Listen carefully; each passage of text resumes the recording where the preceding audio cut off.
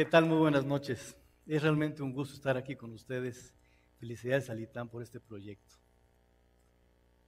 Yo no sé cuántos de nosotros que estamos aquí tenemos un negocio propio, que le hayamos metido nuestro dinero o que conozcas a alguien que le ha metido dinero a un negocio chiquito, pequeño, grandote, no importa. Una característica fundamental de cualquier negocio propio es que pides a cada rato información, aunque sea muy pequeña, para saber cómo está ese negocio, si le está yendo bien, si estás ganando, si estás perdiendo, si te tienes que cambiar de negocio o dejar tu dinero en el banco. Son elementos fundamentales y mínimos de cualquier negocio propio. La razón fundamental es que es tu dinero. Y aunque lo hayas dejado encargado con alguien, el negocio, un administrador, le vas a pedir con más razón esas cuentas. Cuando pasamos de ese ambiente privado al ambiente público, algo pasa raro. Por alguna razón, la exigencia y la demanda de información para saber cómo vamos ya no fluye tan fácilmente, siendo que a lo mejor es igual o más importante que en la empresa privada saber cómo vamos en el ámbito público. Y es por la misma razón. Es tu dinero, es mi dinero, que con los impuestos estamos financiando a lo que hace el gobierno. Es decir, el gobierno es como nuestro administrador. Por lo tanto, es bien extraño que no suceda lo mismo en que la información fluya. ¿Y para qué? Insisto, para saber cómo vamos, para saber si estamos bien o estamos mal. ¿Qué harías tú si te ofrecen un viaje todo pagado México, Nueva Zelanda y de regreso? Con un pequeño detalle: el avión en el que te vas a subir no tiene altímetro, no tiene brújula, no sabes si tiene combustible suficiente o no, o sea, no sabes nada, pero es un viaje todo pagado. Yo creo que ni tú ni yo nos subiríamos a ese avión, aunque fuera todo pagado. Hay que saber para dónde vamos. Hay que saber incluso que ni siquiera es un tema de confrontar con el gobierno, es un tema de ayudarlo a que nos diga cómo vamos. Esos son los elementos que hacen diferente. Y yo creo que la problemática tiene que ver, honestamente, con el hecho de que medirnos y evaluarnos a nadie nos gusta de un inicio. Yo nunca he conocido a un funcionario público que diga: sí, me quiero medir y bienvenida a la medición porque quiero saber que la gente le diga cómo vamos. Realmente es bien complicado, siendo el gobierno más. Es decir, seamos francos, los partidos políticos que acceden al gobierno o que están en la oposición buscan el poder. Y la información que pueda mermar ese elemento de ganar el poder, pues nunca es bienvenida. Mientras más autoritario un país, más la resistencia.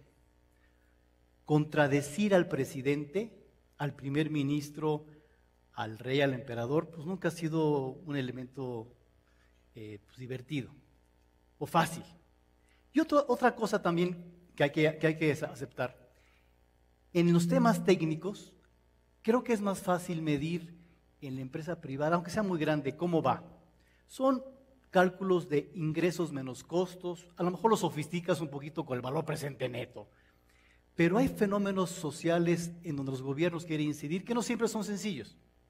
¿Qué es la pobreza y cómo se mide?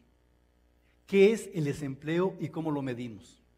Hay elementos técnicos ahí, y por lo tanto yo creo que para poder tener países en los cuales los gobiernos se dejen y existan mediciones para mejorar, hay que sobreponerse a dos grandes obstáculos. Uno, ya decíamos, el técnico. Hay que tener innovaciones para medir bien las cosas, pero más importante es el cambio de reglas en la política de veras para que eso fluya. Y este segundo es más importante que el primero. Yo me acuerdo cuando llegué por primera vez a evaluar al Secretario de Desarrollo Social, venía yo de la academia del ITAM, venía yo súper filoso con las mejores técnicas de medición. Y lo primero que hicimos con mi equipo fue tocar la primera puerta del primer programa social. Le dijimos, oigan, ¿qué tal? Somos de la Dirección de Evaluación, soy Gonzalo, y venimos a evaluar y medir su programa. Cuando me dijo, ¿vienes a qué? No, vengo a evaluar porque evaluar es importante y hay que medir. Y me dijo, no, yo llevo aquí 5 o 6 años y sé mejor que tú cómo está mi programa. Por lo tanto, pues, muchas gracias, no, ven otro día, ¿no? Segunda puerta, oiga, fíjese que somos del equipo de evaluación, venimos a medir su programa y evaluarlo. No, ojo, venga otro día, realmente no. Y así tocábamos puertas y nadie nos abría, parecíamos testigos de Jehová. Y lo que nos dimos cuenta es que había que cambiar las reglas del juego primero. Afortunadamente, el mundo ha venido cambiando mucho y hace ya varias décadas ha habido países en los cuales este elemento de medición ha estado presente y de hecho han sido vanguardistas. Estados Unidos, Canadá, Nueva Zelanda, Australia, son países que le han metido muchos elementos de evaluación más allá de su PIB per cápita, digamos, ¿no? Pero también la buena noticia es que ya hay países en desarrollo, países incluso latinoamericanos, Sudáfrica, Chile, Colombia. México es uno de ellos. En México, tenemos que decirlo, hemos madurado en los últimos 15 años, digamos, para tener elementos de medición que antes no teníamos. México estaba lejos de medir lo que hacía. ¿Y qué cosas cambiaron? Varias. Por ejemplo, en el 97 tuvimos este gran cambio institucional en el cual el poder entre el Congreso y el Ejecutivo tuvo un mayor balance que antes. Los partidos en el Congreso eran de un color diferente al color del partido del presidente. Y eso hizo un cambio bien importante. El Congreso empezó a exigirle cuentas mucho más claras al presidente. Tenemos, y no es coincidencia que sea en épocas similares, una ciudadanía mucho más exigente. La democracia viene con esto. Ciudadanos que no solamente le piden al gobierno que le digan cuánto se han gastado del presupuesto, porque ese elemento es un elemento importante, pero no es el más importante.